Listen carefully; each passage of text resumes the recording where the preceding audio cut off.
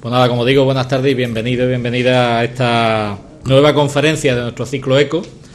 Es la quinta conferencia del año. Hemos tenido un recorrido, yo creo que variopinto, de distintos ponentes. Ahora hablaremos de Valeriano, porque es algo más que un ponente para nosotros. El ciclo lo comenzamos este año con un tema que nos preocupaba a todos, nos sigue preocupando, no creéis que no.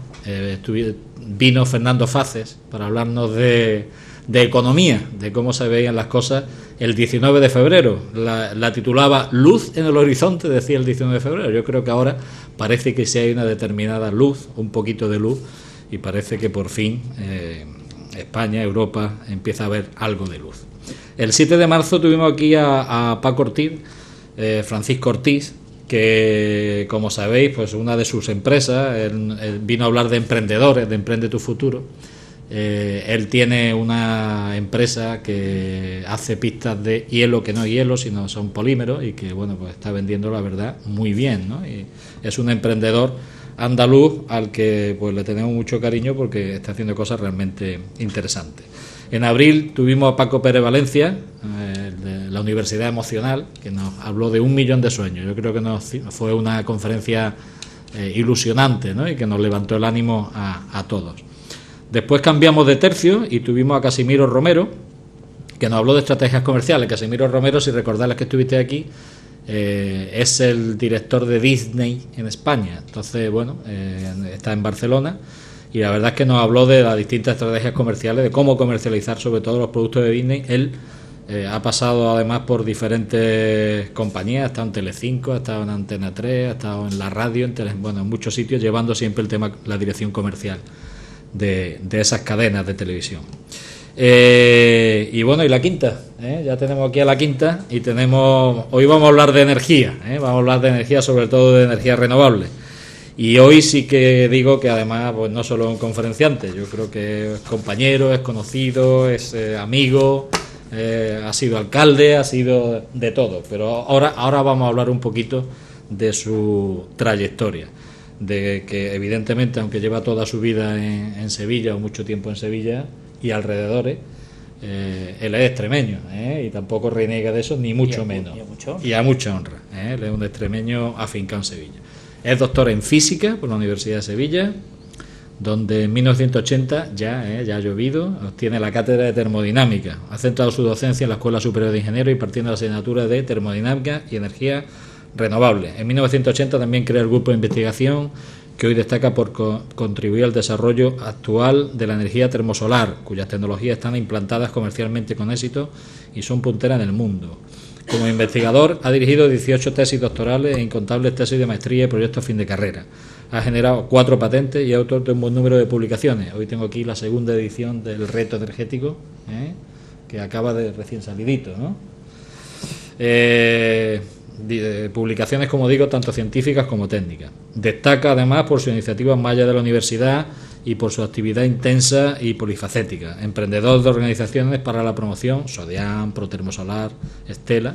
Participa en los principales grupos de trabajo para la planificación y la búsqueda de soluciones al problema energético o el cambio climático, ya sean del ámbito científico, gubernamental o a través de ONG. En 2007 fue nombrado presidente del Centro Tecnológico Avanzado de Energías Renovables, ZER, tenemos aquí también a su gerente, y cargo que ejerce en la actualidad. Su discurso teórico de necesidad de cambio de paradigma energético basado en energías renovables y en su nuevo concepto de generación distribuida ha calado en los ámbitos profesionales y está siendo adoptado por numerosos sectores de la sociedad. Hay que decir que además contamos con CETAR también dentro del instituto, donde compartimos también oficinas. Colaboramos además gustosamente también con CATES, que tenemos aquí a su gerente, y por lo tanto creo que bueno, hay una unión muy interesante de centros tecnológicos que creo que podemos seguir haciendo muchas cosas. Yo, para terminar de hablar de Valeriano, al que fue profesor mío, profesor de muchos de los que estáis aquí, seguro, y al que le tenemos un cariño especial porque evidentemente no solamente era un gran profesor, sino que es una gran persona.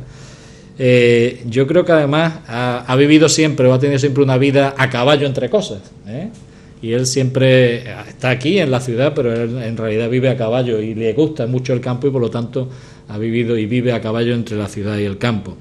ha vivido a caballo entre la física y la ingeniería, porque dando clases en la escuela continuamente, pero él es doctor en física. Vive a caballo entre la universidad y la empresa, porque realmente le encanta la empresa, le encantan las cosas tangibles. Vive a caballo entre la docencia y la investigación, porque le ha encantado dar clases, pero también investigar. No sé qué más acabar, te faltaría decir que vive entre Pinto y Valdemoro, para vivir no vive entre Pinto y Valdemoro, vive aquí al lado, por lo tanto, ya a mí solo me falta decir que efectivamente a mí si me hace ilusión recibir a ponentes ilustres, en este caso recibir a Valeriano, pues para mí un gusto extraordinario y un placer maravilloso. Gracias, Valeriano, por aceptar la invitación a venir aquí. Yo le dejo la palabra a Emilio, que es Emilio Freire, también conocido por todos vosotros, que es el director de nuestra cátedra de Ingeniería y Gestión del Conocimiento en la Universidad de Sevilla. Emilio, cuando quieras. Pues bueno, un poco más que añadir a lo que ha dicho a la presentación de Miguel Ángel. Y bueno, expresaba satisfacción, ¿no? No sabía yo que siendo director de la cátedra iba a terminar compartiendo mesa con Valeriano. Y tengo que reñirle al realmente responsable de la cátedra aquí, Juanma, ¿no? Yo simplemente me limito a acompañarlo y ponerme de vez en cuando la chaqueta y la corbata para no desmerecer de él. Pero no había hecho el título, tengo que reñirle, no había hecho el título que me ha encantado de las charlas, pues yo pensaba que, bueno, yo he escuchado, muchas veces lo he invitado. Y hemos organizado cosas en la época mía de director de la escuela y sus títulos son siempre tecnológicos, llamativos, pero en el contenido de la energía, ¿no? Entonces cuando he llegado de pronto me he encontrado con que el título era muy cercano, ¿no? Y por eso me siento muy, muy contento, ¿no? La penúltima clase, bueno, yo no sé ni que se iba, porque yo, Valeriano, ¿por qué se va a ir? Es que no lo entiendo, es que se irá porque él quiere irse, ¿no? Porque algunos la van a molestar, la habrá dado por saco y le ha dicho, ahora te quedas ahí, ya que sí. También hay que conocerlo, ¿no? Pero bueno, que me parece fenomenal el compartir la mesa con Miguel Ángel y ayudar y cooperar a la presentación de Valeriano, que también fue, ahora hemos recordado a Termo, bueno, pasa que recordar que fue profesor de Termo no es nada positivo, porque es que nos cateaban de una forma completamente indigna, ¿no? Es que no había derecho, ¿no? Pero y lo que aprendíamos, que sí. Y curiosamente el profesor de Termo vuelve a la escuela como catedrático de Termo, ¿no? Porque aunque él siempre estudió física generalista, pero la Termo siempre te atrajo de una manera muy particular y después yo creo que, o decía que ha compartido, yo creo que él era ingeniero, ¿no? La escuela él ha ejercido de profesor de muchos ingenieros, ha creado ingeniería, ha innovado en ingeniería y por tanto el pelillo de la dehesa de físico se le quitó hace mucho tiempo, ¿no? O sea, es uno de los grandes ingenieros de la escuela, de las personas que ha colaborado en darle visibilidad a la escuela, darle imagen a la escuela. Y bueno, y es un activo importante, ¿no? Y bueno, he descubierto que se nos va ahora, pero bueno, esto que dice que se van, después te lo encuentras ahí tomando café, o sea, pero tú no te habías ido, tú no habías ido, sí, pero es que he venido a no sé qué, están ahí todos los días, ¿sabes? Que me alegro de compartir este rato y seguro que disfrutaremos escuchando a Valeriano, como siempre, ¿no? Los que ya lo habéis conocido. Muchas gracias, Emilio, muchas gracias, Miguel Ángel. Yo siento que os voy a dar una alegría inicialmente, y es que ese título no sé quién se lo ha puesto, pero yo no. Y yo no os voy a dar una clase de termodinámica, no tengo tan mala idea como para recordaros los malos tiempos, ¿no? O sea, de ninguna manera. No, yo de lo único que puedo hablar es del sistema energético y voy a transmitiros mi visión de ser la termodinámica del sistema energético. Es lo único de lo que yo medio puedo hablar, pero eso, porque soy muy torpe, después de tantos años de estar metido con esos temas, pues ¿qué voy a hacer? Algo tiene uno que haber aprendido, ¿no? Miguel Ángel, tú has dicho a caballo, ¿no? Pero lo has clavado, ¿no? Y es que yo siempre me he sentido, utilizando un lenguaje termodinámico, claro, yo lo digo en la interfase. En la interfase. En todas esas interfaces que tú has dicho, y en algunas más, efectivamente, siempre he estado ahí medio dudando entre todos, ¿no? Y al final, pues mira, cuando se duda, yo creo que es cuando se trabaja más.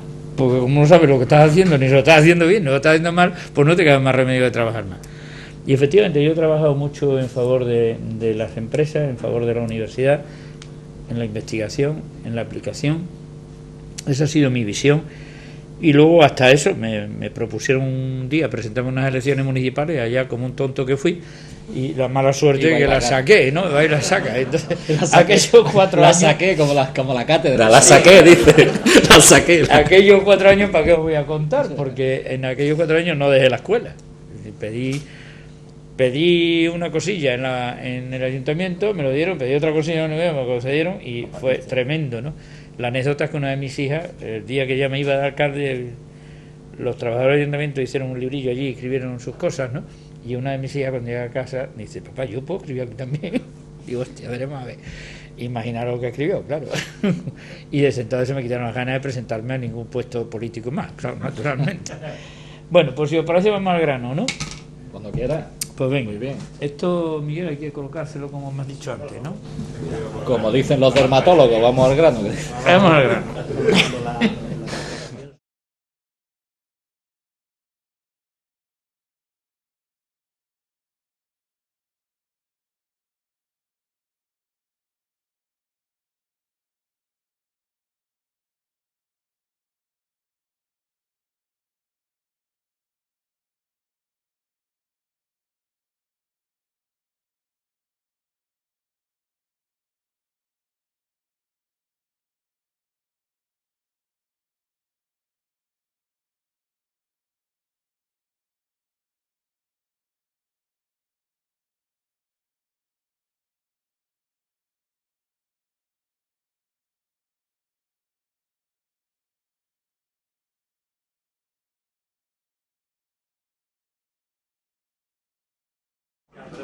Bueno, pues vamos, si os parece, al grano. He querido empezar con esa célebre fórmula de Einstein porque me parecía que era necesario, que efectivamente todo el mundo habla de energía, todo el mundo tal, pues que es verdad, si es que todo es energía. Desde que el señor Einstein se le ocurrió relacionarlo con la masa, pues está claro, todo lo que tiene masa tiene energía, pues, por tanto todo es energía, ¿no? De modo que por eso todo el mundo habla de energía, ¿verdad? Porque claro, se sienten representados, ¿no? Entonces yo voy a empezar con algunas citas, precisamente la primera de Einstein, que muchos conocen, ¿verdad? Muchos conocen, pero que a mí me parece que es importante, ¿no? Y es importante más que nada por matizar un poco, ¿eh? Einstein dice que la termodinámica es lo mejor del mundo, ¿verdad? Lo mejor de la ciencia, lo mejor de las técnicas, todo. Pero dice le pone un matiz interesante, dice: estoy convencido de que en los límites de aplicación de sus conceptos fundamentales nunca será desmentida. Pero hay que decir que en los límites, justamente, tiene toda la razón, no se puede aplicar a todo.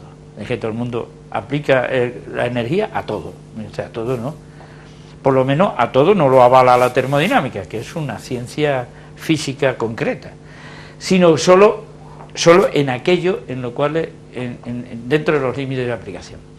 Esta de Carnot, que me parece especialmente interesante para los ingenieros que están aquí, muy sugerente en mi opinión. Carnot, que el hombre fue una figura principalísima de la termodinámica, yo creo que realmente es la figura máxima de la termodinámica, pues el hombre se manejaba entre la teoría y la práctica con máquinas de vapor de verdad.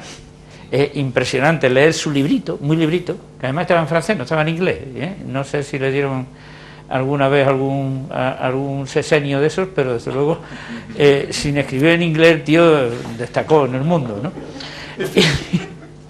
Y este hombre, con máquinas que no pasaban del 1% de rendimiento, que me he entretenido en hacer los cálculos con el carbón y todo aquello, pues decía esto: dice, hay que ver qué lejos estamos de haber obtenido toda la potencia motriz de los combustibles. Claro, fijaros que estaba en menos de un 1%.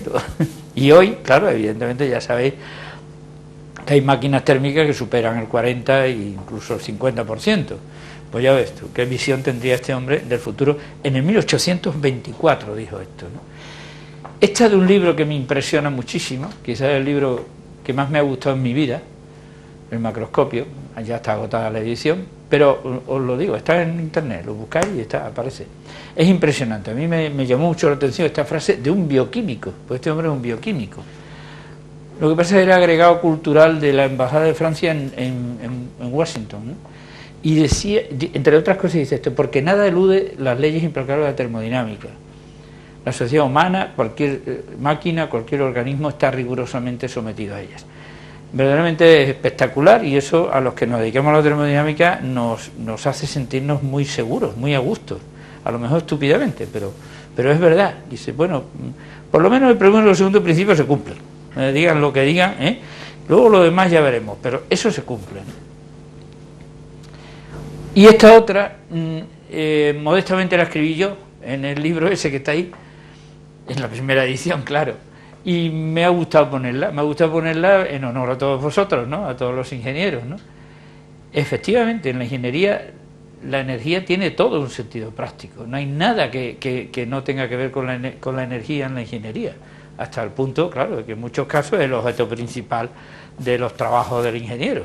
Por tanto, me parecía que valía la pena destacar que cuando yo hablo de energía estoy hablando también de ingeniería, o cuando cualquiera habla de ingeniería está hablando de energía. Yo quiero darle un repasillo al sistema energético con tres enfoques, ¿no? O con tres aproximaciones. La primera y la más importante, evidentemente, la termodinámica, que efectivamente es la ciencia de la energía, por si alguien no lo sabe. Se puede hacer una definición más compleja y todo lo que se quiera, pero es así de simple, es la ciencia de la energía. Y está basada en principios, leyes y sobre todo en la experimentación. Es decir, es una ciencia que no elucubra, sino que va al grano concreto, ¿no? Luego la ecología. Ahora, como siempre, desde un tiempo a esta parte, está tan de moda todo lo ecológico, ¿verdad? Pues quizás conviene una reflexión del sistema energético desde la ecología, en mi modestísima visión, que yo no soy ecólogo y no tengo ni idea de estas cosas, pero he leído, tengo amigos, etcétera, ¿no? Bueno, ya sabéis lo que es la ecología, la ciencia aquella de los seres vivos y tal y cual, y su relación con el medio. Y finalmente de la economía, que yo la economía, bueno, lo de llamarle ciencia, ¿verdad? Pues, en fin, a mí me cuesta trabajo, me ha costado, pero como está definida así en el diccionario de la Real Academia Española, pues yo lo he copiado, ¿no? Es una ciencia que estudia la producción y la administración de bienes y servicios. Bueno, si se lo preguntáramos a alguien por la calle diría, mira, es la ciencia del dinero y de ese rollo, ¿no? Es lo que manejan el dinero, es lo que piensa la gente. Ya digo que la academia dice eso. Ese es el título que yo le he dado a mi intervención. Eso era el preámbulo, claro, como tiene que ser, ¿no? Hay un preámbulo siempre. Visión termodinámica del sistema energético. Esa simbología que está ahí la hemos sacado en el CETAER y representa un poco los temas a los que nos dedicamos en el CETAER: la solar de concentración, la biomasa y la eólica. Lamentablemente la eólica todavía brilla por su ausencia, ¿verdad?, en los temas del CETAER, porque no hemos sido capaces de convencer al Ministerio de que nos permita montar una plataforma que queríamos montar en el Estrecho de Gibraltar. No nos lo han permitido todavía, pero que sí. Y el dinero al principio decían, el dinero al principio decían que teníamos dinero para hacer eso, pero luego resultó que no, lo cual suele ser frecuente. ¿Qué? Dime. Sí, sobre todo de turbinas sumergidas. En principio, bueno, el momento quizá no sea. Eso es verdad, pero no iba a ser en Gibraltar, evidentemente. Iba a ser en Tarifa, que es más nuestro, ¿no? Bueno, primero unos conceptos básicos para los que no hayan pasado por las clases de termodinámica ni de termotecnia del profesor Velázquez en la escuela. Bueno, pues ya sabéis, aquello de la capacidad de producir trabajo y tal. Pero naturalmente la definición tiene que ser un poco más amplia, porque realmente, ya sabéis, el trabajo es una forma energética, el calor también, pero no es solo calor y trabajo, son muchas más cosas. Y luego os contaré algo que va a ser interesante y un poco fuerte, porque me voy a enfrentar dialécticamente, claro, a técnicos muy importantes del mundo mundial, es decir, de la Agencia Internacional de Energía, por ejemplo, o de Eurostat, que estoy en desacuerdo con ellos, y ya veréis por qué. Entre otras cosas, porque no sabéis nada de termodinámica, demostrado, ya lo veréis. Bueno, exergía, este sí un concepto más original, ¿verdad?, y que los antiguos alumnos de la escuela conocieron con otro nombre, pero que era el mismo concepto. Entonces se llama energía utilizable, os acordaréis, ¿no? Y la diferencia entre energía utilizable perdida y pérdida de energía utilizable, eso ya para que vamos a contar. Bueno, la exergía es muy importante. Yo creo que el concepto más importante de la termodinámica, por lo menos en mi opinión, ¿no? Porque la mayor parte de la gente nada más que piensa en cantidad de energía. Y más importante que la cantidad de energía es la calidad de la energía. Y es muy diferente. Es muy diferente una forma de energía de otras. Bueno, pues esa variable es la variable termodinámica que mide justamente la calidad de la energía. Y que los ingenieros que estudiaron bien en su tiempo, pues saben calcular. Otra cosa es que lo hagan, pero lo saben hacer. Y es un concepto muy, muy importante en la práctica. Otra cosa es que no se utilice mucho. A mí siempre me ha gustado muchísimo. es la variable que representa lo máximo en energía, en cantidad y en calidad, que se puede sacar de un sistema hasta que ese sistema llega al equilibrio con el entorno en el que habitualmente está, que es el medio ambiente. Entonces, a ese estado final de cualquier sistema que evoluciona se llama estado muerto, con muchísima razón, porque claro, cuando está en equilibrio con el medio ambiente, pues ya no evoluciona más, por tanto está muerto, ¿no? Ese nombre es curioso porque representa muy bien lo que es el concepto, ¿no? Y luego otras dos ideas que yo también las tengo hace mucho tiempo manejándolas y que me peleo con todo el mundo, ¿no? Y es la idea de rendimiento diferente de la idea de eficiencia, y todo el mundo las confunde, ¿no? Unas veces llama eficiencia, otras veces llama rendimiento, y no saben lo que es cada cosa, ¿no? Y la razón probablemente es porque en inglés no se distingue. En inglés se llama eficiencia y ya está. Y claro, cuando traducen algún texto de la Comunidad Europea o lo que sea, está en inglés, y se encuentran con la palabra eficiencia, unas veces traducen una cosa y a veces, la mayor parte de las veces no aciertan. Es decir, que cambian el sentido, es una cosa tremenda. Entonces a mí me apetece dejar claro la diferencia. Rendimiento es el cociente entre lo que se consigue y lo que cuesta conseguirlo. Y eso es normal, pero claro, en energía eso es muy preciso. Pues una máquina pues tiene un objetivo, producir trabajo, y te cuesta darle calor, por ejemplo, pues el cociente entre el trabajo y el calor está claro que es el rendimiento. Si ese cociente es entre la exergía correspondiente a cada una de esas dos formas energéticas, pues entonces ya eso sí que es la maravilla de las maravillas termodinámicas, pues el rendimiento exergético, ¿no? Como curiosidad y como quizás en honor a nuestro amigo Ramón, decir que un tipo particular de rendimiento que ellos llaman COP es muy interesante, porque la mayor parte de la gente se queda muy sorprendida cuando dice, no, esa máquina tiene un rendimiento de 300%, y se quedan así como, y puede ser más todavía, ¿no? Puede ser más todavía. Se llama COP. ¿Por qué más de uno el rendimiento? Pues porque la calidad energética de lo que pones en el numerador es diferente a la calidad energética de lo que pones en el denominador. Si tú arriba pones calor a baja temperatura y abajo pones trabajo, pones electricidad, pues el rendimiento puede ser superior al 300%. No hay misterio ninguno, evidentemente, y no se viola ningún principio de la termodinámica. Si hace ese rendimiento, pero en clave exergética, por supuesto que no es mayor que uno, evidentemente. Y la eficiencia. La eficiencia es un concepto también sugerente, pero es solo, yo diría, verbal, no es numérico. El rendimiento es numérico. Arriba se pone un número y abajo se pone otro. Y se dividen y da un número. La eficiencia, sin embargo, es un concepto más cualitativo. Es el consciente en lo que se obtiene realmente en una máquina, en un proceso, lo que sea, y lo que se podría haber obtenido si el proceso hubiera sido ideal, entre comillas, reversible. Claro, como eso no se sabe prácticamente nunca, se calcula, sí, pero no se ha medido. Una máquina de Carnot no existe, entonces lo máximo que dé una máquina no se mide. Entonces ese concepto, que está relacionado con el otro, obviamente, una máquina que tenga una alta eficiencia tiene también un alto rendimiento, evidentemente, ¿no? Pues hay una gran confusión sobre eso, y a mí me ha apetecido que tengáis la diferencia entre ambas. Entramos ya en el sistema energético. Ese esquema, que evidentemente no pretendo que lo leáis ni nada que se le parezca, pero me sirve de referencia para entrar en materia. Bueno, el sistema energético, hay quien dice que empieza en las energías primarias y quien dice que empieza en las energías finales, en el consumo final, depende.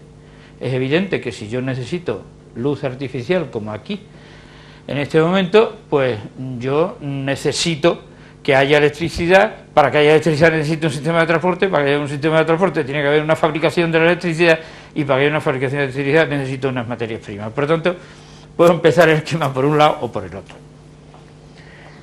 Si lo empiezo, como lo empieza casi todo el mundo, por las energías primarias, naturalmente la clasificación en renovables y agotables es obvia, evidente, todo el mundo la conoce, no vale la pena que yo la diga aquí, ¿no?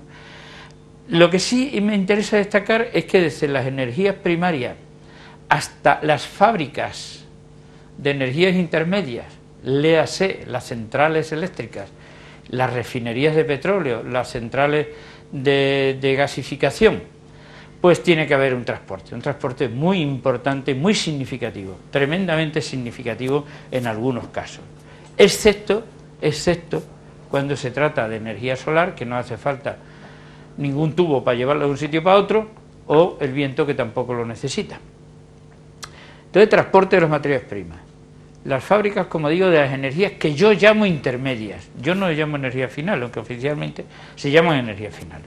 Ahora verán por qué. Para mí son intermedias, porque están entre las energías primarias y las de consumo final. Las de consumo final. Esas sí son las energías finales. Pues esas fábricas son muy importantes porque son la clave básica del sistema, y naturalmente ahí es donde los ingenieros tienen mucho que decir, y ahí se puede matizar todo lo que ustedes quieran, ¿no? Pero ahora, como recientemente ya tenemos unas fábricas más distribuidas, que están más al alcance de todos, pues eso es una componente importante, porque la concepción del sistema energético ha estado durante mucho tiempo en manos de los que concebían el sistema solo con grandes instalaciones centralizadas, y luego había que transportar de nuevo la energía intermedia a los lugares de consumo a través de unos sistemas de transporte adicionales a los otros, diferentes obviamente, y a su vez esos sistemas de distribución se centralizan ya próximos al uso en las estaciones de servicio de combustible y en las estaciones de distribución de electricidad, que lógicamente están próximos al consumo, en las afueras de los pueblos. Por cierto, en algunos pueblos se niegan a que haya una estación de distribución al lado de su pueblo, y si no hay una estación de distribución al lado de su pueblo, pues naturalmente lo lógico es que no le den electricidad, ¿no? ¿Verdad? Y entonces comprendan para qué son necesarias las estaciones de distribución, ¿no? Eso sería hay gente que dice, no, yo es que no quiero que pongan electricidad. Bueno, pues si no quiere usted se queda sin electricidad, ¿vale? Eso es lo que yo creo que habría que hacer. Pero yo he tocado todo esto más que nada para llegar aquí. Evidentemente, nuestro sistema, los economistas dicen que termina, prácticamente ellos dicen que termina aquí, o en el contador de la casa, o en el contador de electricidad de la fábrica, o en la gasolinera cuando lleno el depósito del coche o el autobús, porque claro, ahí es donde termina económicamente el asunto. Entonces, claro, el sistema acaba ahí. Claro, mi criterio me dice que no acaba ahí. Evidentemente yo compro electricidad o compro gasoil para desplazarme, ¿verdad?, para encender la luz, para poner la radio, la tele, etcétera, etcétera. El consumo final verdadero son estas otras formas de energía, no la electricidad ni los combustibles, sino la luz, el sonido. Esas son las de verdad, las formas de consumo final. Entonces, cuando se ve el sistema energético, hay que verlo en su totalidad, porque si yo tengo que componer un sistema energético, tengo que pensar primero qué necesito de luz, qué necesito de transporte, qué necesito, ¿me entendéis? Y luego de ahí para atrás. Digo, bueno, si la naturaleza allí a mí ya me da luz, ¿para qué quiero más luz? Cuando tengo la que me da la naturaleza, que no me cuesta nada, ¿no? ¿Me estáis entendiendo, verdad? Entonces, hay que reflexionar sobre eso y metérselo en la cabeza. Sobre todo en eso de la luz hay que metérselo en la cabeza a los arquitectos, ¿eh? ¿Vale? Bueno, con lo del calor y el frío, ¿para qué te voy a contar?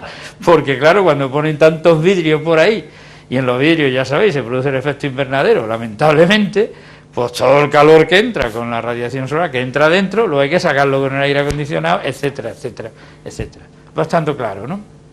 Bueno, primera visión del sistema energético. Segunda, el sistema energético actual en España, el año 2012, la electricidad fueron 22 millones de toneladas equivalentes de petróleo, los combustibles 58. Lo digo porque muchas veces cuando tú les dices energía, piensan en electricidad, nada más. Bueno, pues que quede claro que los combustibles mucho más que la electricidad, en cantidad, ¿eh? En calidad son diferentes, pero en cantidad mucho más. Y luego va a ser el punto en el que me voy a centrar más en la charla. Daros cuenta que 22 más 58 son 80, ¿eh? Y la energía primaria oficial del 2012 son 130 millones de toneladas equivalentes de petróleo.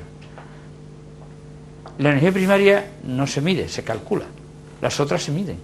Es la suma de las gasolinas, los gasóleos, todo, y lo otro lo que cuentan los contadores sumados, ¿eh?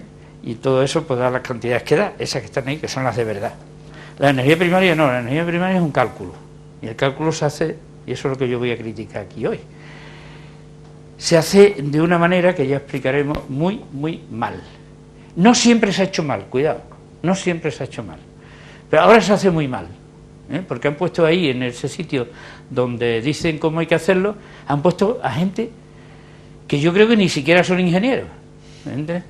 Me da la impresión, no llegan ni a eso, fíjate, no llegan ni a ingenieros, se quedan en economistas, o puede que algún psicólogo, ¿qué te voy a decir yo?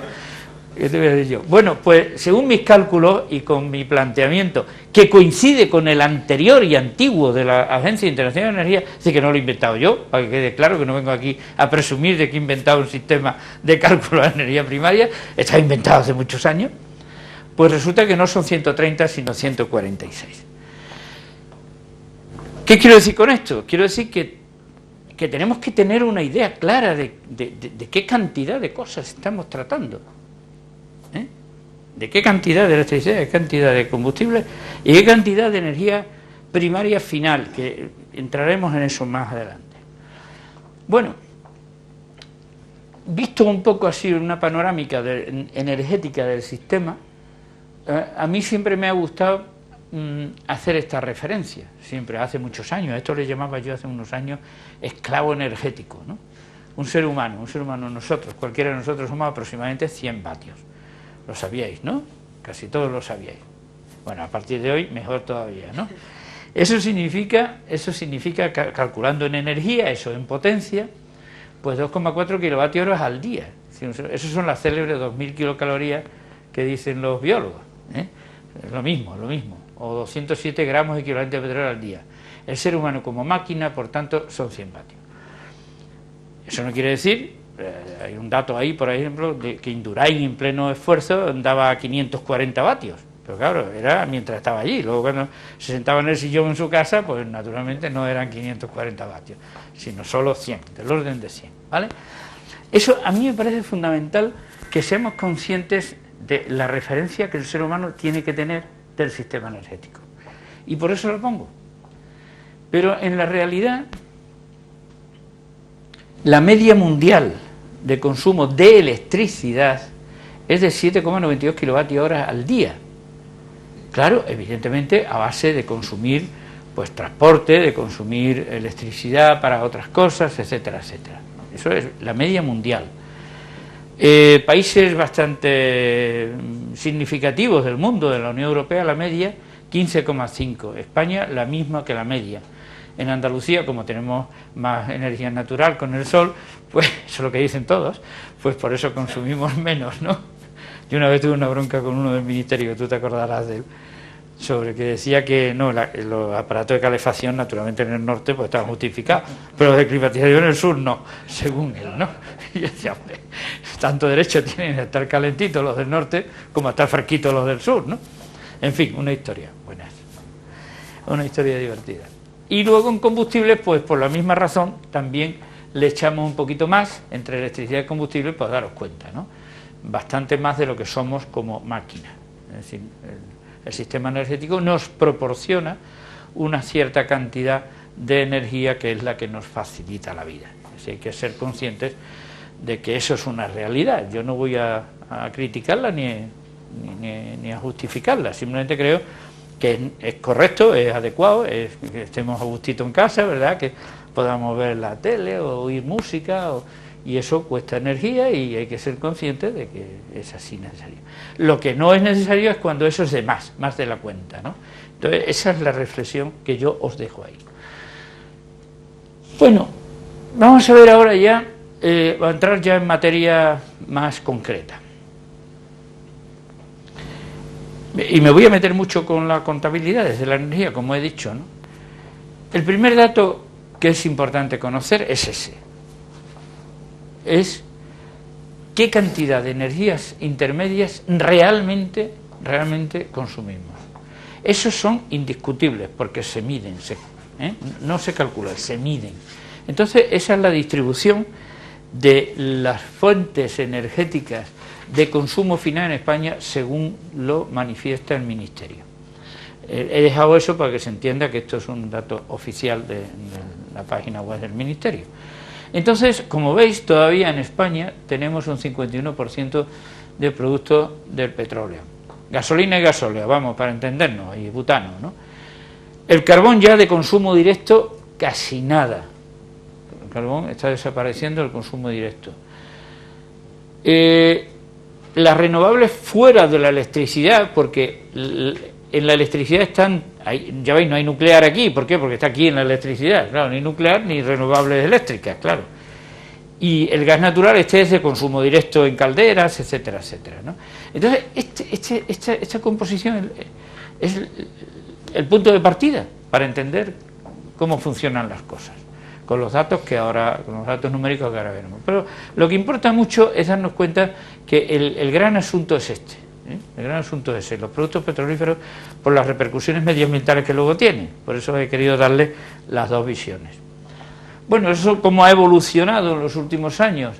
Estos son los combustibles, como a partir del año de la crisis, ¿verdad? Pues los combustibles están bajando fuertemente. Sin embargo, la electricidad, que está bajando también, que ha bajado también, más o menos mantiene el tipo, ¿no? El gas, bueno, también ha bajado, pero mantiene el tipo.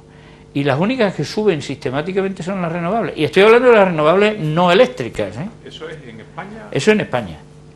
Estoy hablando de las renovables no eléctricas, es decir, agua caliente sanitaria, para entendernos, y la biomasa térmica, ¿eh? De esa estamos hablando. Y esas sí mantienen el tipo, curiosamente, ¿no?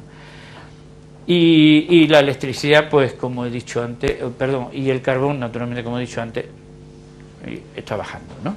Está bajando sistemáticamente, pero entre otras cosas porque se utiliza para producción de electricidad. Bueno, la potencia. La potencia, este es un punto, ahora entraré en unos números que se va a ver más claro. La potencia, la capacidad de producir electricidad en España, ese es el otro gran problema del sistema energético español. Primero, los combustibles en unos aspectos, y segundo, la capacidad de producir electricidad. Bueno, pues ya veis aquí los datos. La hidroeléctrica, eólica y solar pues van para arriba, es decir, las renovables van para arriba. La térmica clásica, es decir, carbón, gas natural y fuel, que es muy poco, pues ya están estancadas, incluso van para abajo. Esto no se ve muy bien porque no está muy... pero va para abajo, salvo que últimamente ha habido un cambio importante en eso, muy significativo, que ahora entraremos en ello. Y finalmente la nuclear, que está estancada y no varía prácticamente nada, ¿no? Bueno, en cualquier caso, la potencia instalada, como veis, no ha dejado de crecer de una manera desde el año 1996, que curiosamente fue cuando se inició el protocolo eléctrico, el acuerdo entre las compañías eléctricas y el gobierno, que luego dio lugar a la ley del sector eléctrico 54/97. Ahí empezó el disparate, ¿eh? Hablando en plata, el disparate, y luego lo concretaré. La energía producida, bueno, pues la energía producida más o menos se mantiene, pero aquí lo importante es darse cuenta que la térmica clásica, a pesar de todo, en otro caso estamos hablando de potencia, aquí ya estamos hablando de energía producida. ¿Cómo ha bajado? Las renovables, ¿cómo van para arriba? Siempre siguen para arriba, aquí están un poquillo paralizadas, ya se sabe por qué. Y cómo, sí, ya, eso es lo que quería decir. Bueno, y aquí están los números. Estos números son los que me interesan ya para que entremos en materia. Aquí está la potencia. Fijaros, 108.000 megavatios. 108.000 megavatios.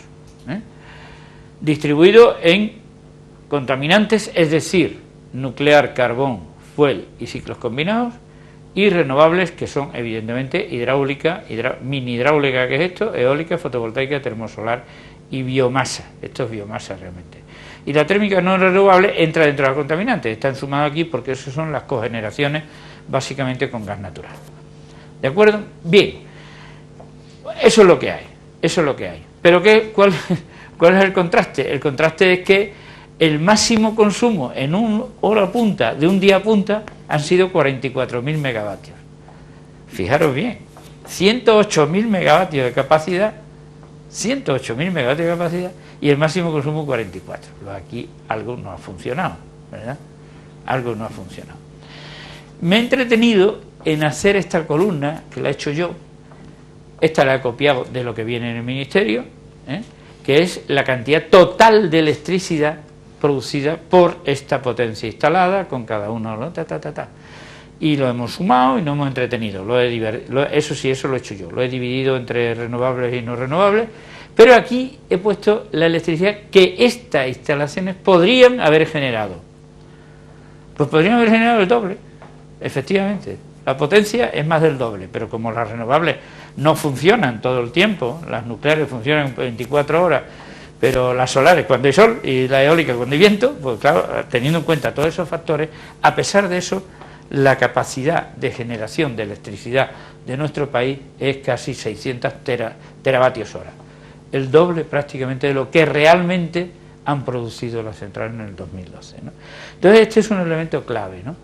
El elemento clave es darse cuenta de que tenemos, porque en determinado momento las empresas decidieron montar ciclos combinados por un tubo, y ahora veremos por qué se les ocurrió eso, una mala planificación, evidentemente. Y claro, ¿qué es lo que ocurre? Que ahora, como hay menos consumo, pues y encima han entrado las renovables, fijaros la eólica, 22.000 megavatios, que eso es otro disparate, dicho sea de paso. Así que las renovables hay mucho que hablar también, cuando entramos en matices, ¿no? ¿Qué es lo que está pasando ahora mismo? Que encima el carbón está produciendo más que los ciclos combinados, cuando estaba en picado. ¿Por qué? Porque ha habido un real decreto del gobierno apoyando al carbón, porque los pobrecitos mineros de Asturias tienen que seguir allí en el machito. Dicho sea de paso, son 5.000. En las renovables hay 150.000 puestos de trabajo. Y además contamina. Y además más cosas. Pero claro, hay 5.000 fieras allí que se van para Madrid y se comen al mundo, ¿no? Y los renovables ni siquiera están asociados, ni siquiera existen. No existe ningún sindicato de trabajadores de las renovables, ¿verdad? Que yo sepa, pero el carbón sí. No es una broma lo que estoy contando, es muy importante. Bueno, ¿por dónde iba? Bueno, ¿qué es lo que pasa ahora mismo? Pues ahora lo veremos. Bueno, eso espero, me he adelantado. Lo que pasa es que esos 27.000 megavatios de ciclos combinados están parados casi todo el año. Y eso les crea un problema al que hizo la inversión, ¿eh? Luego explicaré un poquillo por qué ha ocurrido ese problema, pero lo importante no es que ha ocurrido, y está ahí esa potencia instalada. Bueno, ya voy al meollo de lo que quería. Os anuncié que yo me iba a meter a fondo en un asunto, ¿no? Pues este es el asunto. Mira, estas son tartas propias de la Agencia Internacional de Energía. Es muy fácil de conseguirla. Fijaros primero en esta tarta de aquí. Esto es electricidad producida, teravatios hora, bueno, me da igual. Lo que quiero que os fijéis en esto. La nuclear en el sistema eléctrico mundial significó en el 2010 el 12,9%. Y la hidráulica de todo el mundo, el 16%. No tengo que decir que la electricidad hidráulica y la electricidad nuclear son iguales, desde el punto de vista termodinámico. Tienen la máxima energía las dos. Y son exactamente iguales. Cuando entran en la red no hay manera de distinguirla, ¿verdad? No, los electrones no dicen, que yo soy nuclear, que yo soy hidráulico. No, todos son electrones y ya está, ¿no? Está claro, se ha entendido, ¿no? Son iguales. Bueno, pues cuando se hacen los cálculos, insisto que son cálculos, a energía primaria, pues nos encontramos con el llamado milagro termodinámico, que hace, ese milagro lo que hace es convertir la electricidad nuclear en más importante que la electricidad hidráulica. Tanto es así que esto que eran 16 y 12% o 13%, ahora se convierte en 5,7 y 2,3. Sí, la hidro se ha contraído y la nuclear se ha expandido, ¿eh? O sea que la electricidad nuclear vale más según estas estadísticas que la hidráulica. Eso parece que no tiene importancia, pero en mi opinión sí la tiene, por eso yo tengo esa manía. En España es igual, aquello era a nivel del mundo, en España era igual. Aquí veis que no se ve muy bien, lo siento, las renovables, que han sido el año pasado, han sido un 31% del total de la electricidad producida en España, eso es un 31%, y la nuclear fue un 20%, ¿vale? Y al pasar a energía primaria, que es lo que está aquí, la hidráulica más la eólica y tal es un 6%, y la nuclear pues es un 11,6%. ¿Os habéis dado cuenta, no? Igual que a nivel mundial, efectivamente. ¿Por qué? Porque las estadísticas son las mismas, las metodologías estadísticas son las mismas. Claro, eso parece que no tiene importancia. Yo digo ahí que sí que la tiene, porque están continuamente bombardeándonos con que las renovables no sirven para nada, son muy caras, son muy pocas, no resuelven el problema, ¿verdad?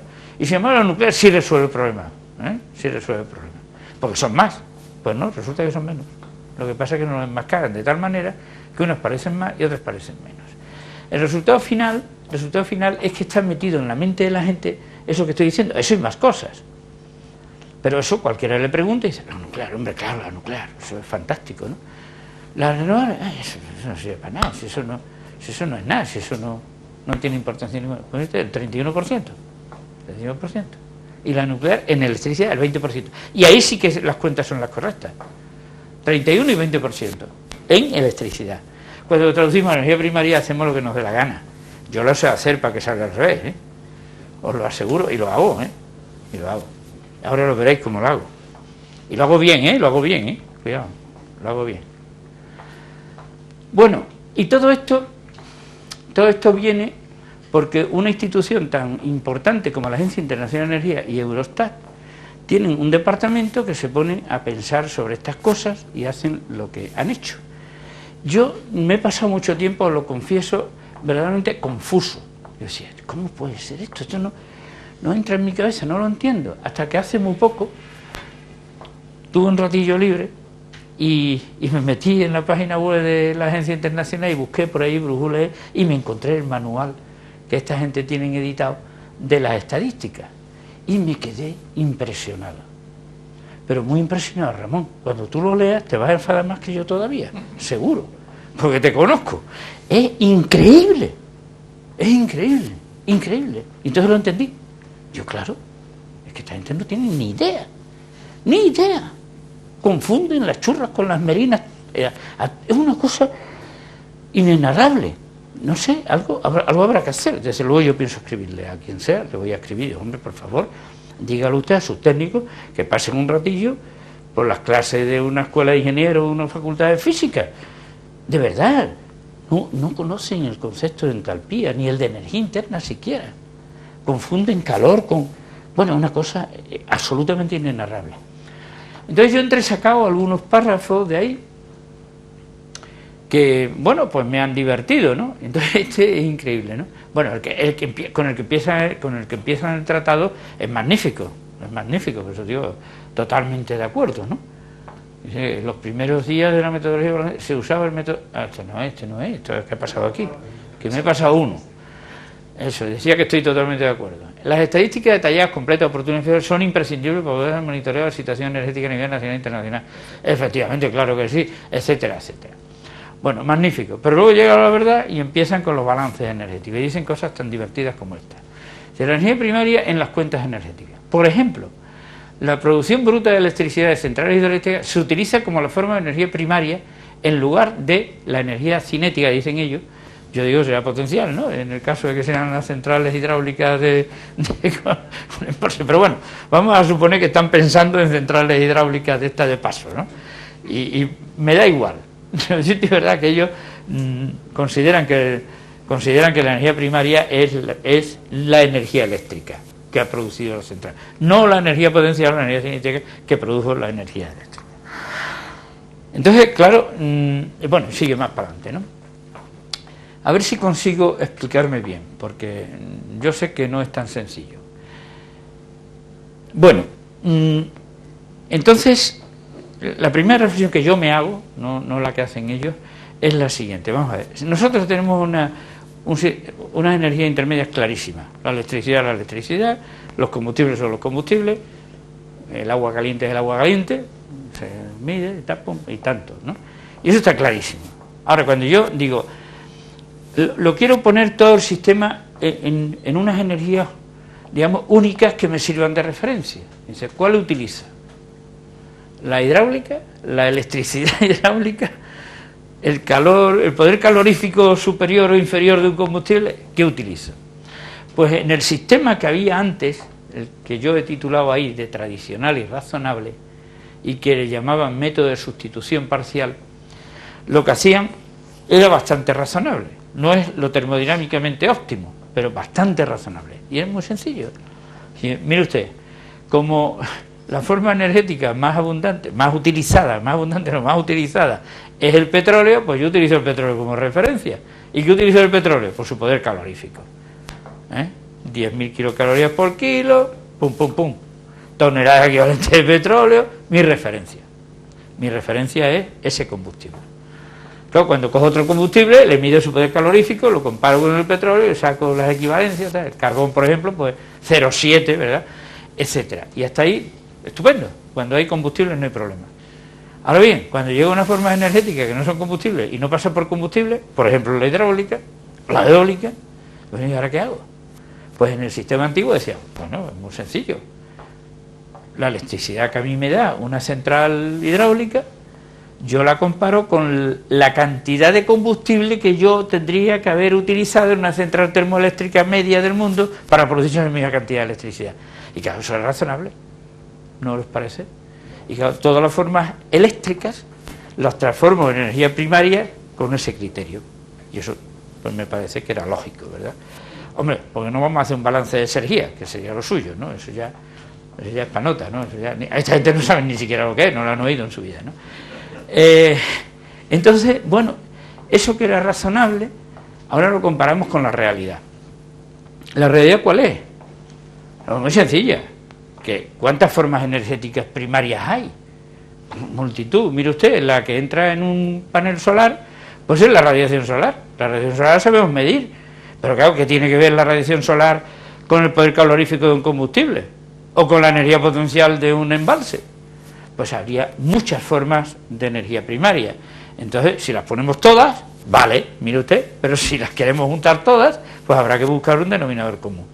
Y parece razonable el método que utilizaba la propia Agencia de la Energía hace un tiempo. Bueno, pues estos señores se inventan un nuevo procedimiento con unos argumentos que no vienen al caso, porque si no sería esto muy aburrido, y se abandonó porque el otro sistema, porque significaba poco.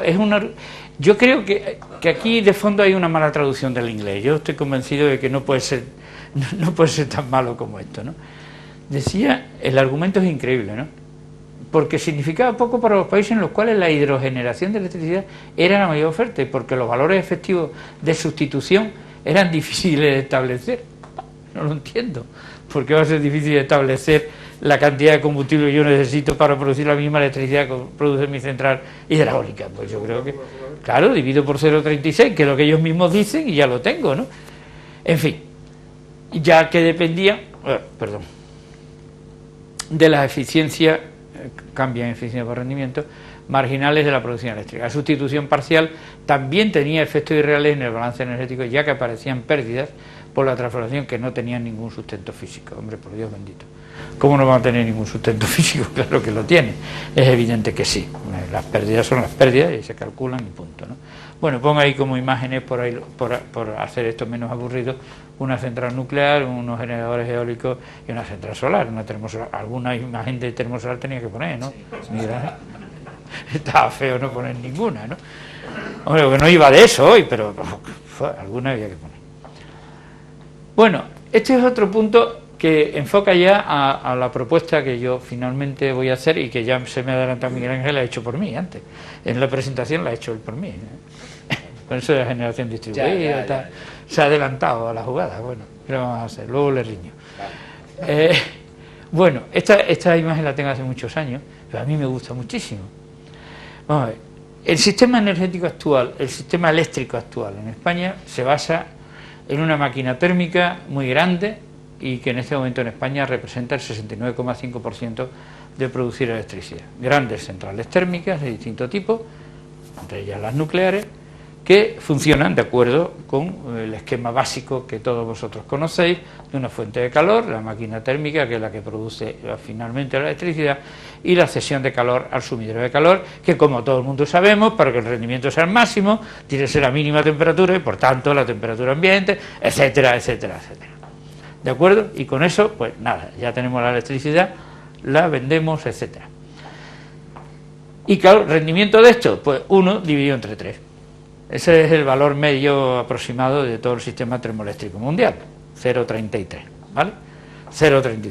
Es decir, que por cada kilovatio hora que yo consumo en mi casa, yo tiro 2 en algún otro sitio. Consumo 3, tiro 2 y me quedo con 1, ¿vale? Este es el sistema mayoritario que tenemos ahora mismo, mayoritario en casi un 70%. ¿Se entiende, no? Está claro, sencillo, ¿verdad? Pero claro, resulta que los termodinámicos antiguos, que eran más listos que los actuales, pues inventaron una cosa más eficiente de producir la electricidad, que se llama cogeneración, y que es un concepto que nos gusta mucho a los que estamos en estas guerras, ¿no? ¿Y en qué consiste?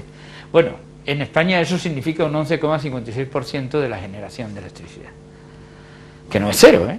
O sea, no es cero, esto es otra historia, no es cero. ¿Y en qué consiste la cogeneración? Pues lo mismo que la generación, porque las máquinas son las mismas, son iguales, una máquina termodinámica como cualquier otra. La única diferencia está, aquí le hemos dado algún sitio, bueno, es igual.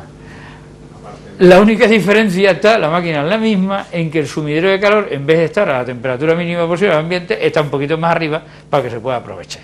Así de sencillo. Y por supuesto existen máquinas en el mercado, funciona, etcétera, etcétera. Con eso, con ese pequeño truco, aprovechamos la electricidad, pero también aprovechamos el calor. Y pasamos un rendimiento, digamos, del 33% a rendimiento del orden del 80%. Con lo cual, imaginaros el mejor aprovechamiento que hacemos de la fuente de calor, la que sea, ¿no? Entonces, esto hay que tenerlo siempre en la cabeza. Bueno, hay más comentarios ahí que no vienen al caso. El hecho cierto es que tenemos claro cuál sería el procedimiento eficiente de producir electricidad. Bueno, el combustible de esto no voy a hablar nada, de transporte. Entonces, vamos a los aspectos económicos directamente. Sistema energético el mismo, y ahora vamos a hablar cosas de dinero, ¿no? De dinero. Tampoco quiero cansar mucho, pero daros 2 datos o 3 que son significativos, ¿no? Y, bueno, espera, me voy a adelantar un poquito. Estos números que veis aquí, ahí no se ve nada, pero sí se ve que es el informe mensual de comercio exterior del Ministerio de Economía y Competitividad. Es decir, que esos números que pongo ahí están sacados aquí y son los números oficiales, ¿vale? ¿Se entiende? Que no me lo he sacado de ningún blog por ahí, de nadie tendencioso ni nada, sino están sacados directamente del Ministerio. Bueno, tendencioso, Ministerio.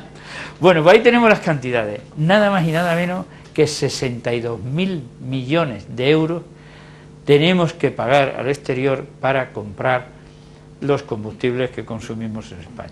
62.000 millones, don Emilio. Y eso que no contabiliza el uranio porque no he podido encontrarlo. No sabemos, el uranio lo compramos fuera, como luego hablaremos, pero yo no sé cuánto nos cuesta, porque no lo he encontrado. En esa tabla que hay ahí no está el uranio, no sé dónde está. No he sido capaz de encontrarlo.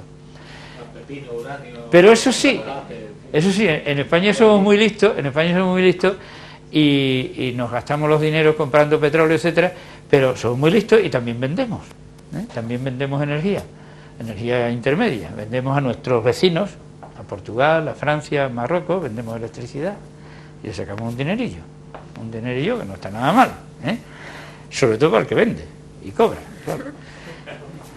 Pero luego, no os lo vaya a creer, pero es verdad, vendemos mucha gasolina. Vendemos gasolina. No tenemos petróleo, pero vendemos gasolina. Y es que tenemos una refinería y un sistema de transporte muy bien pensado, según el cual hemos favorecido muchísimo el vehículo de gasóleo, y todos los coches son de gasóleo, pues son los mejores, ¿no? Dicen. Bueno, los termodinámicos decimos, bueno, yo por lo menos digo que es mejor de gasolina, pero bueno. El gobierno en su momento determinado le interesó aquello y hoy producimos muchísimo gasóleo, compramos gasóleo con oferta de gasóleo y producimos más gasolina de la cuenta y la vendemos. Y entonces, en total, nosotros vendemos al exterior en forma de energía intermedia 16.000 millones de euros al año, en el año 2012.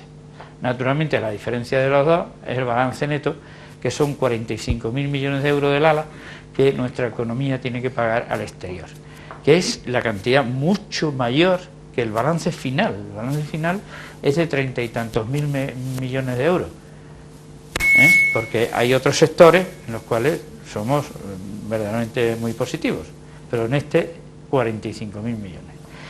No nos podemos olvidar de eso, porque esa es la clave del futuro, desde el punto de vista económico. Bueno, yo no he querido seguir por ahí, pero hay un montón de preguntas que me gustaría hacerle a alguien que supiera contestármelas desde el punto de vista económico, ¿no? Las instalaciones del sistema energético, ¿de quién son? ¿Quién las ha pagado? Y si son de alguien, por circunstancias de la historia, por lo que sea, yo digo, bueno, ¿y por qué yo en mi casa no puedo también producir electricidad, etcétera? ¿Qué lo impide, no? Si estos que son dueños de todas esas instalaciones lo pueden hacer, ¿por qué yo no lo puedo hacer? Entonces esa pregunta, pues naturalmente me la hago, ¿verdad, Isabel? Hay que hacérsela, ¿no? Hay que hacerse esa pregunta. ¿Cuánto le cuesta una unidad de energía a cada consumidor? Y a cada tipo de consumidor. De un tipo y del otro, ¿no? ¿Quién controla esos precios, no? ¿De qué depende el precio? ¿Hay libertad de mercado para unas cosas, control para otras? ¿Esto es un negocio libre? ¿No lo es? ¿Un servicio público? En fin, una serie de preguntas que yo creo que es bueno que nos hagamos todos de vez en cuando, ¿no? Y bueno, un aspecto que vamos a tocar de inmediato, y para ir terminando ya, es el tema de los gases de efecto invernadero, cuánto pagamos y todas esas cosas, ¿no? Bueno, esto nada más que dice que pagamos el kilovatio hora más caro de Europa, ¿vale? Bueno, esto está súper controlado, y no solo los consumidores particulares, privados, también la industria, también la industria. Eso pues condiciona mucho, pero claro, siempre hay truquillos, ¿verdad? Hay compensaciones que se hacen a los grandes consumidores, se le hacen compensaciones para que les cueste más barato. Pero voy a tocar muy brevemente un asunto que no me puedo ir de aquí sin tratar de aclarar, que es el célebre déficit de tarifa. El déficit de tarifa se inventó allá por el año 2000, lo inventó hace mucho rato un señor que era ministro de Economía, que no sé si os acordáis, hace mucho rato, lo inventó porque no le gustaba a él que el repercutir a los consumidores, él protegía a los consumidores, no quiso que lo pagaran los consumidores. Entonces decidió crear un artificio contable por el cual guardaba allí en algún agujero la diferencia entre lo que se le pagaba a las compañías correspondientes y lo que ingresábamos los consumidores. Esa diferencia la define la Comisión Nacional de Energía como la diferencia entre los costes reconocidos, no los costes reales, los costes reconocidos y los ingresos. ¿De acuerdo? Esa es la diferencia que se llama déficit de tarifa. En aquel momento la propia Comisión Nacional de Energía, en esta referencia, en el 82/2008, sacó un documento muy interesante en el cual dejaba claro cuál era el origen del problema del déficit de tarifa, y no eran las renovables, entre otras razones porque no había renovables en aquel momento, todavía no había renovables. En aquel momento la generación con grandes eléctricas le costaba, dicho por la Comisión Nacional de Energía, 0,3 céntimos de euro el kilovatio hora, y se lo pagaban a 8,5, a 6,1, a 9, a 5,6, etcétera, etcétera. Multiplicado por la producción que tenían esas centrales, resultaba que tenían un exceso de retribución. Insisto que esta tabla no la he hecho yo, que se la he sacado, bueno, está en la Comisión. Recibieron las grandes hidroeléctricas 2.000, 1.450, en total 8.655 millones de euros de más en esos 5 años. Y las nucleares igual, según la Comisión Nacional de Energía, se consideran amortizadas después de todo este tiempo y por tanto a 1,8 que les cuesta según ellos producirlas, recibieron este pago. En total, entre las dos formas, recibieron 18.739.000 millones de euros, de más. Se llaman beneficios caídos del cielo o windfall profit. Insisto que no lo digo yo. No lo digo yo. Están ahí. Y yo no comprendo porque esto no se aclara. Yo sé por qué no se aclara, evidentemente. Porque hay quien no le interesa que se aclare, obviamente. Bueno, pues dicho eso ya puedo pasar para adelante. Esta es otra que es, iba a decir una grosería, pero no está bien. Además, a mí no habéis oído nunca grosería. Nunca lo has dicho, no la va a decir. No voy a decir ahora aquí en la penúltima clase. Estaría feo romper la costumbre de tantos años, ¿no? Nunca ha sido mal hablado, ¿a que no? Pero se me ocurría en este preciso momento. Mirad, esto es una cosa que a mí también me indigna mucho. Dice, producción interior de energía primaria. Y hay aquí eólica, claro, hidráulica, esto sí, biomasa, biocarburante, el poco carbón que tenemos, el poquísimo petróleo, el nada de gas natural, y la nuclear, 48,6% de la producción interior de energía resulta que es nacional. Hostia, qué bien, ¿no? Qué bien. Pero luego en el mismo ministerio te encuentras un apartado que te dice, y el propio Foro Nuclear te dice, en el que procede el uranio con el que trabaja, procede en su mayoría de Rusia, de Namibia, de Níger, o sea, 2 o 3 provincias que tenemos por aquí al lado, ¿no? O sea, que están dentro de España, ¿no? Están dentro de España. Es decir, que es divertidísimo, ¿no? O sea, que la electricidad nuclear es de producción nacional, tú. Porque las centrales están en España, eso sí. Pero según eso, las centrales de ciclo combinado también serían nacionales, porque aunque el gas natural venga de fuera, la central está aquí, ¿no? En fin, otra cosa más para divertirse, querida Silvia. Nos divertimos. Bueno, esto ya lo paso, que fue antes el huevo o la gallina, la crisis o la disminución de consumo, etcétera, etcétera, ¿no? Esto sí me divierte un rato, porque yo creo que es interesante, ¿no? Y los datos que voy a dar aquí, esto es espectacular, Mirad. Esto era el año 2008-2009. Esto es la producción con nuclear prácticamente estable, más o menos, ¿no? La producción con carbón, estoy hablando de los años 2008-2009 y 2010, mirad cómo iba, ¿no? Aquí están los números, para abajo. Y las renovables, que no pone aquí que son estas, pero son estas, las renovables, pues iban para arriba. La innombrable. Entonces, fijaros qué datos más interesantes. Me lo han criticado, eso lo puse yo en el blog y salió uno por allí diciendo que yo estaba haciendo demagogia, ¿no? Pero son datos oficiales, lo siento muchísimo. El precio medio de la electricidad, Red Eléctrica DISIS, 69,61 euros el megavatio hora. En el 2009, por distintas razones, 42,63. Valor de la electricidad, sin contar las primas, en millones de euros, 19.000 y 11.000 respectivamente. Primas del régimen especial, no solo renovables, pues esta y esta. La suma de las dos, esto y esto. Y bueno, anecdótico el valor de las renovables. Lo que importa es que todo el sistema eléctrico, toda la electricidad de España costó en el año 2000, estuvo valorado en el año 2008 por 23.000 millones de euros y en el 2009 17.000 millones de euros. La pregunta clave es, ¿notaron ustedes que bajara el recibo de la electricidad? ¿Lo notaron? ¿Se dieron cuenta que de 2008 al 2009 les costó a ustedes más barato el kilovatio hora? ¿Entienden, no? Pues no, evidentemente no, más bien costó más caro. Pues aquí hay algo raro, ¿no? Si lo que yo voy a comprarme vale menos, ¿por qué tengo que pagar más, no? Aquí algún gato encerrado hay. Bueno, el origen de... Esto lo dejé antes para no, por si hacía falta cortar antes. El origen de todo este desaguisado viene por los célebres planificadores de las grandes compañías eléctricas. Y yo estaba en unos consejos asesores en el ministerio cuando se empezó a hablar de esto, ¿no?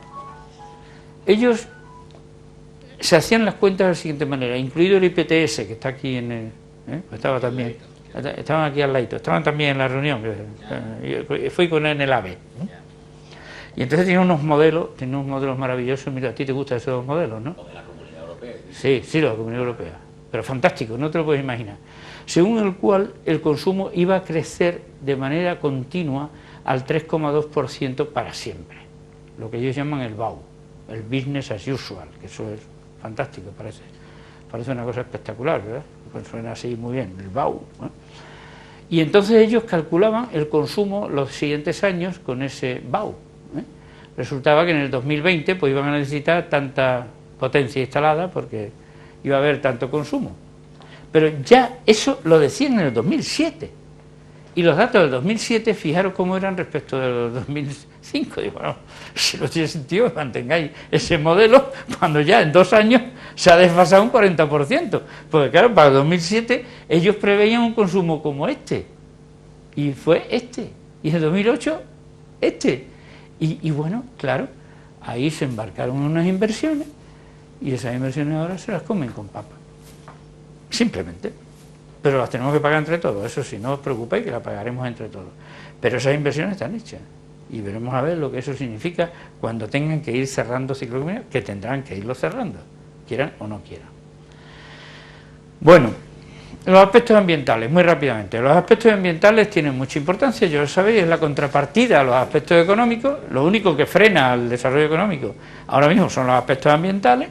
Dice, no, mire usted no puede seguir produciendo más porque usted va a contaminar mucho más que no sé qué, que no sé cuánto. Perfecto. Gases de efecto invernadero, clave del cambio climático. Bueno, pues ya veis, el sistema eléctrico es esto, el sistema de combustible es esto, y la industria, que no lo he puesto aquí, también es importante, sin contar, lógicamente, la electricidad y tal que está metida ahí, ¿no? Bueno, ¿cuál es el problema? El problema, yo lo cuento siempre porque me parece importante, es que el planeta Tierra, o el planeta Agua, según se mire, eso es agua, pues el planeta Tierra resulta que está rodeado por la atmósfera, como sabéis, una capa muy finita de aire, muy finita, 100 kilómetros nada más, frente a los 13.000 y pico del planeta. Y es la que filtra la entrada de la radiación solar en el planeta y filtra la salida de la radiación infrarroja del planeta. Y es selectiva, sale más, entra menos, etcétera. Pues eso, que ya está estudiado, y muy estudiado, es lo que causa el problema del calentamiento global. Aquí tengo los datos, que no vale la pena que lo vean, a nivel mundial. Aquí tengo una gráfica que esta sí que no me privo de enseñar porque me parece clave, es la principal de la que os quería enseñar. Esto es cómo han evolucionado las emisiones en España desde el 2003 al 2012. Esta curva que está aquí de rayitas, esta. Y así es como se ha producido las renovables, así es como se ha producido con el gas más fuel y así es como se ha producido con carbón. Daros cuenta al detalle, el mínimo de emisiones ha sido cuando era el mínimo de carbón y el máximo de renovables, lógicamente. Es que es significativo esta gráfica, ¿verdad? ¿Qué pasó? El Real Decreto del carbón, ¡pum!, carbón para arriba, emisiones para arriba, ¿de acuerdo? Emisiones para arriba. Y cuando habíamos conseguido pasar por debajo del compromiso del protocolo de Kioto, pues ya estamos otra vez por encima. Bueno, sin comentarios, ¿no? Yo creo. ¿Qué? Para pagar, claro, evidentemente. Eso significa pagar, pagar al exterior lo que haya que pagar. Bueno, el problema del cambio climático evidentemente tiene todo que ver con el sistema energético. La mayor parte de las emisiones se producen en el sistema energético. Y el calentamiento global, esta gráfica la habréis visto 27.000 veces, pero yo este concepto sí quiero transmitirlo. Es el concepto de forzamiento radiativo. Es la clave del asunto. La atmósfera intercambia, como he dicho antes, radiación directa, radiación solar y radiación infrarroja, y hay diversos fenómenos que aumentan la cantidad de radiación que llega al suelo y otros que la disminuyen. En concreto, los aerosoles obviamente la disminuyen, ¿no? Hay quien se fija nada más que en eso, dice que el planeta se va a enfriar, ¿no? Pero como está lo otro, que mucho más, el resultado final es el que importa, es este 1,6. El 1,6 es el valor calculado por el IPCC del forzamiento radiativo, 1,6 vatios por metro cuadrado. Bueno, eso es mucho o poco, pues si se sabe que la radiación solar que llega fuera de la atmósfera son 1.367 vatios por metro cuadrado, pues ya nos damos cuenta, 1,6 frente a 1.367. Eso significa un calentamiento lento pero continuo. Bueno, los expertos en esto han calculado lo que va a pasar en España. Estos son modelos para final de este siglo. Al final de este siglo pueden pasar cosas con distintos modelos, insisto, muy graves, de aumento de temperaturas entre 4 y 8 grados en las zonas internas de la península. Bueno, no viene al caso, esto lo quito ya. No, ya lo dejo aquí. Esto, bueno, unas propuestas que yo traía aquí en solar, en fotovoltaica, etcétera, comparando con los números de los tejados que tenemos y todo eso, pero eso ya, como esto lo dejo aquí, pues el que quiera se lo puede leer. Y en la industria también. Y ya pues termino con las conclusiones que yo traía preparadas, ¿no? Para mí está claro lo que he dejado, me parece que he tratado de dejar claro, que es un sistema que se ha desarrollado con criterios exclusivamente económicos, un poco contrarrestados por los ecológicos y sin tener suficientemente en cuenta las leyes de la termodinámica. No se ha sabido distinguir una forma de energía de otra, no se ha sabido equilibrar el consumo y la producción. Hemos llegado a una situación difícil y han pretendido resolverla con parches, muchos parches, muchísimos reales decretos y reales decretos leyes, pero cuando digo muchísimos digo algo increíble desde el 97 para acá. Yo, sin embargo, creo que estamos en el camino correcto de cambiar el paradigma energético, creo que lo estamos cambiando. Esa cifra del 31% de la electricidad con renovables lo demuestra. No estamos igual que al principio, ni muchísimo menos, hemos avanzado mucho. Tenemos 45 centrales termosolares en España con 2.000 megavatios de producción solar, con tecnología nuestra y que la estamos exportando a todo el mundo. Somos campeones del mundo en eso somos campeones del mundo, además de en fútbol y en hockey sobre patines, ¿no? Lo que pasa es que lamentablemente vamos muy despacito, vamos demasiado lento. Eso es posible, sí. La solución pasa, en mi opinión, por una mayor responsabilidad de todos, no solo de los gobiernos, no solo de las empresas, ¿de acuerdo? De todos. Y esto es un tema verdaderamente a reflexionar. No podemos estar siempre echando la culpa a todos los demás, nosotros tenemos responsabilidades propias. Y nada más, ¿eh? Yo creo que los técnicos y los científicos tienen un papel destacado en la solución del problema, que es lo que ha ocurrido siempre a lo largo de la historia. En definitiva, los problemas importantes los ha resuelto la técnica y por eso vivimos más y mejor en estos tiempos. Y ha sido así, no me refiero a la técnica industrial, me refiero a todas las técnicas, incluida la medicina, etcétera. Para que no os sintáis demasiado orgullosos, ¿no?, los industriales. Y os dejo con esa imagen de la cual me siento especialmente orgulloso, ¿verdad, Paco? Que eso es lo que estamos haciendo allí en Almería de Celsetair. Estamos inventando cosas nuevas para condicionar un poco la mejora del sistema termosolar en nuestras empresas. No la explico, porque si tuviera que explicar, se lo diría a Paco, lo explicaré, se la sabe mejor que yo, que se la ha tragado enterita la construcción. En cualquier caso, con eso ya termino. Muchas gracias.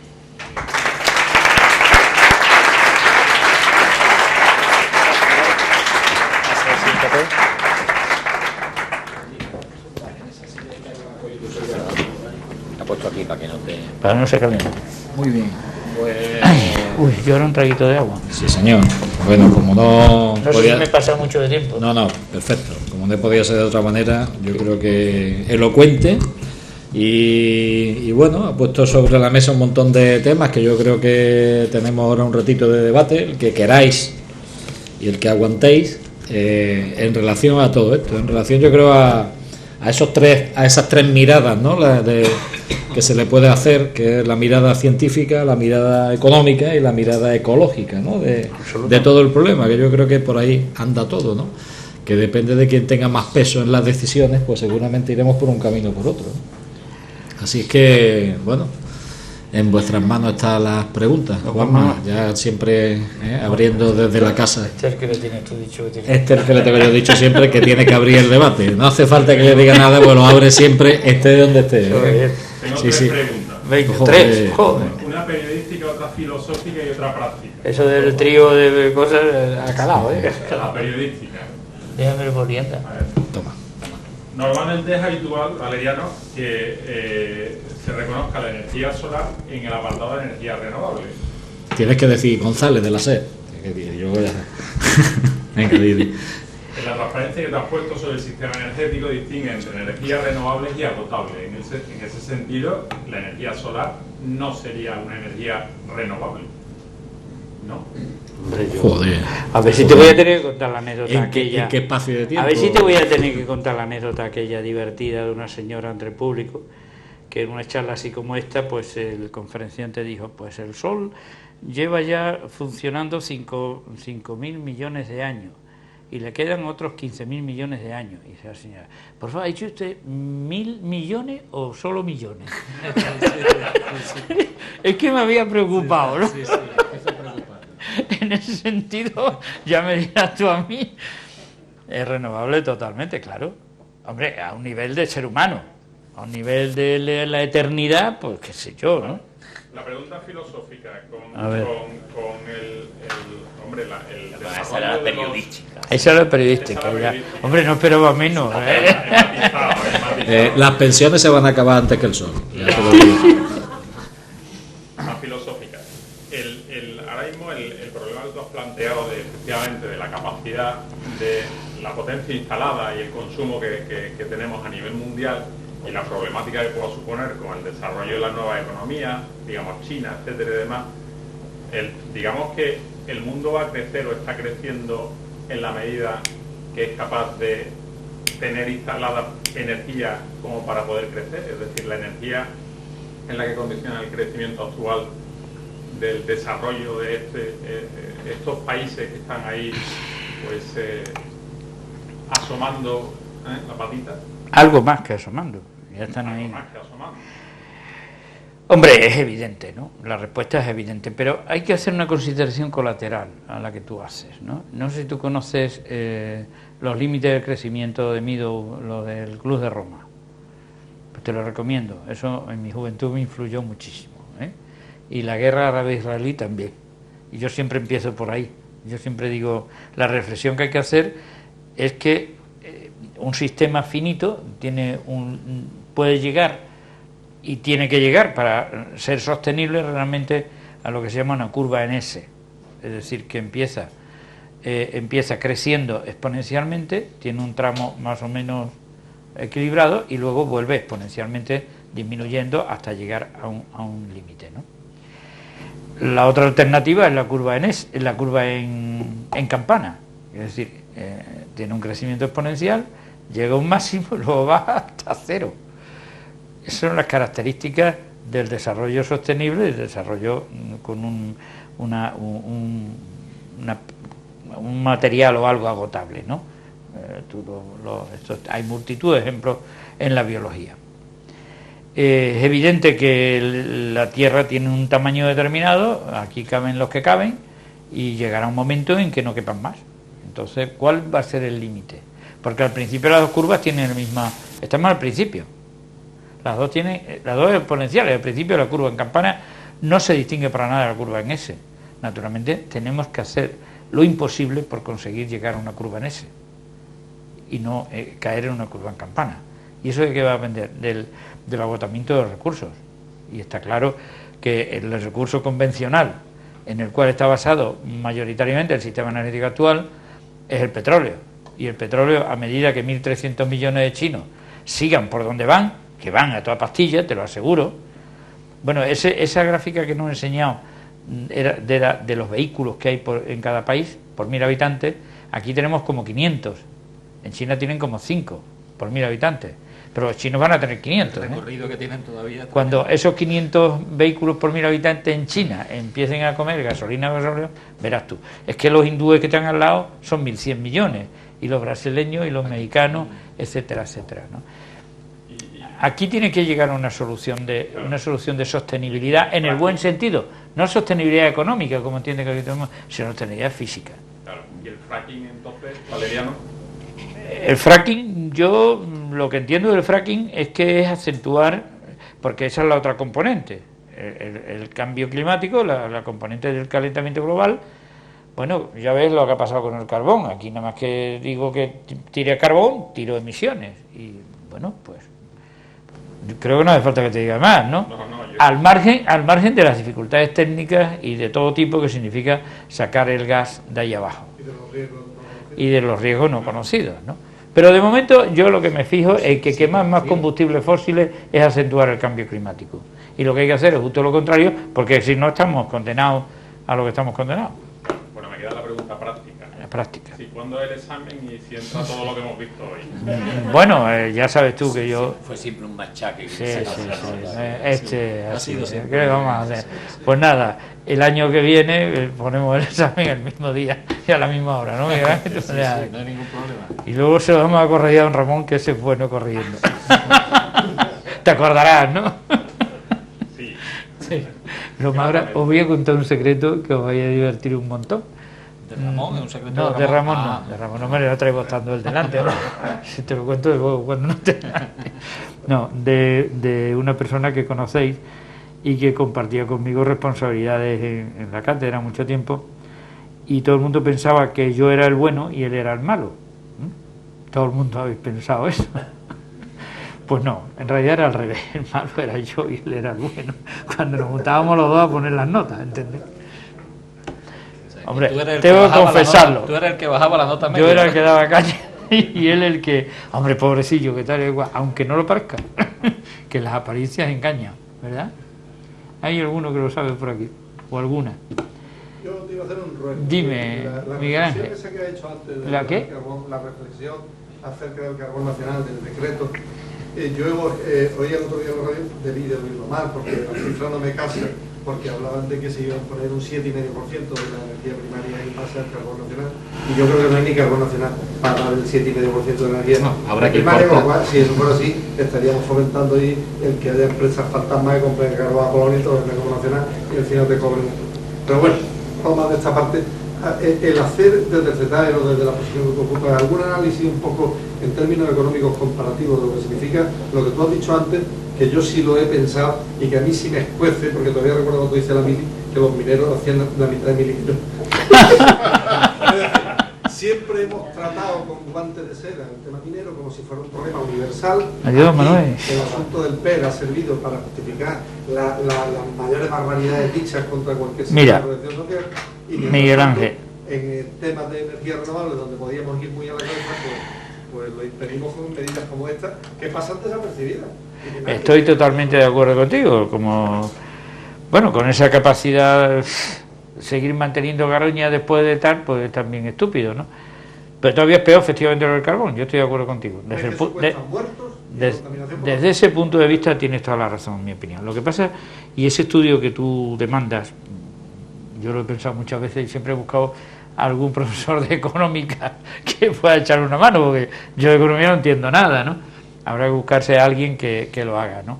Y quizás lo bueno sería ahí interaccionar a alguien de ingeniería, por decirlo de alguna manera, y alguien de economía y alguien de medio ambiente, y hacer ese estudio en serio. Yo creo que eso valdría mucho la pena, pero también te digo con toda sinceridad, Miguel Ángel, que no sirve para nada.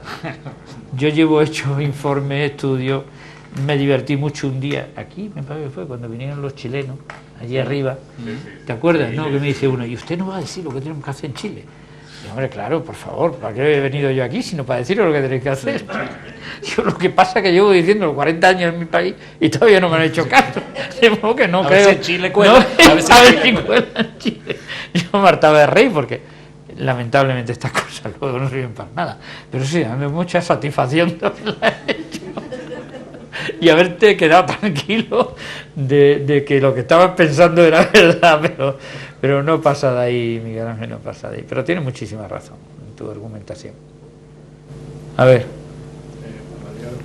Juan Pedro. Un poco de lo que es la generación distribuida y eso de producir la energía a lo más cercano, o sea, la energía que tú necesitas y tal. ¿No ves eso como...? Claro. Esa era la propuesta que tenía al final y que me la he saltado.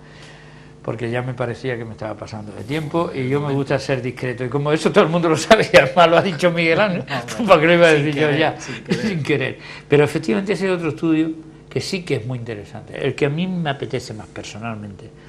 Hacer una comparación, si quieres teórica, entre cómo sería un sistema energético distribuido comparado con el actual.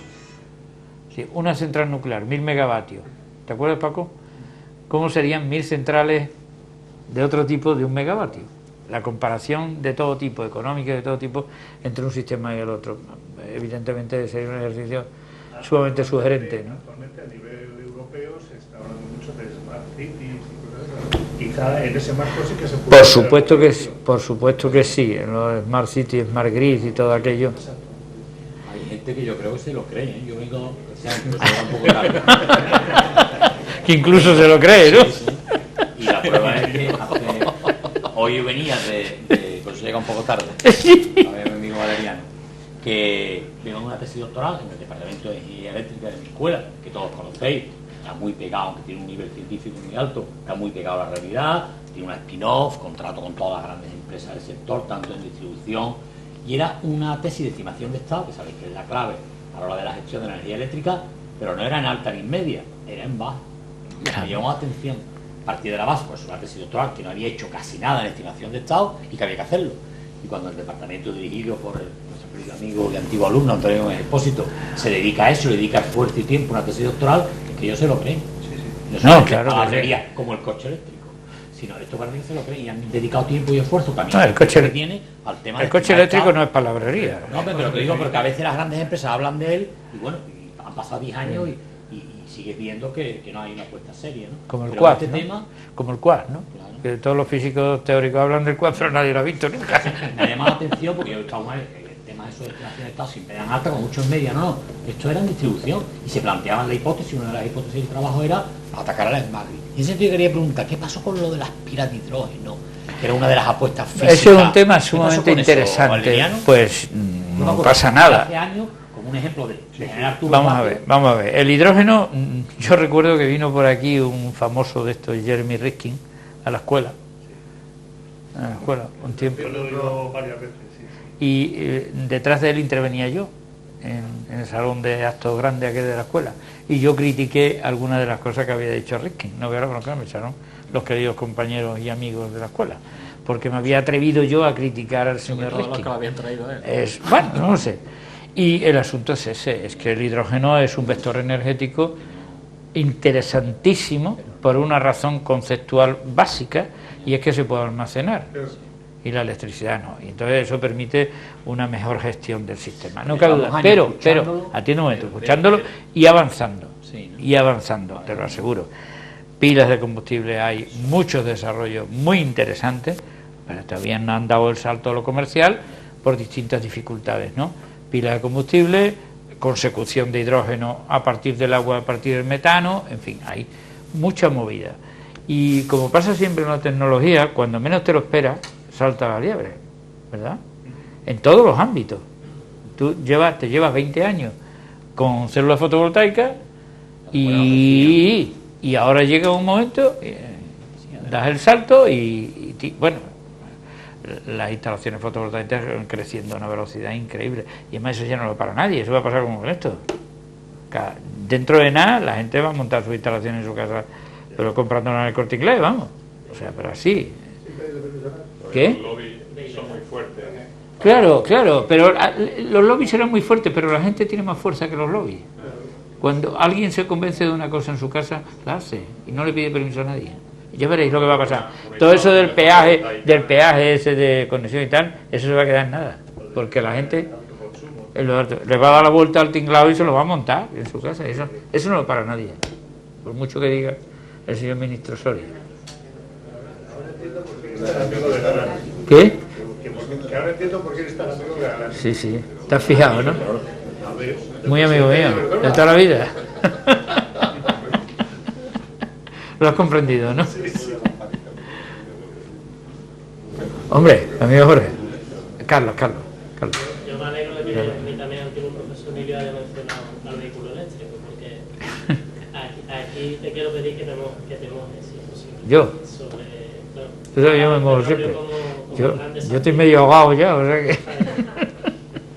Dime. Y bueno, Tesla, la empresa Tesla de vehículo eléctrico, anunció el mes pasado que ya tenía 480 kilómetros de autonomía. Y el gobierno de Shanghái no te cobra por una licencia de vehículo eléctrico, por una de combustión interna, sí te cobra hasta 1.000 euros. Pero por otro lado, parece ser que hay empresas alemanas que están ya haciendo combustibles sintéticos y no solo hidrógeno a partir de renovables.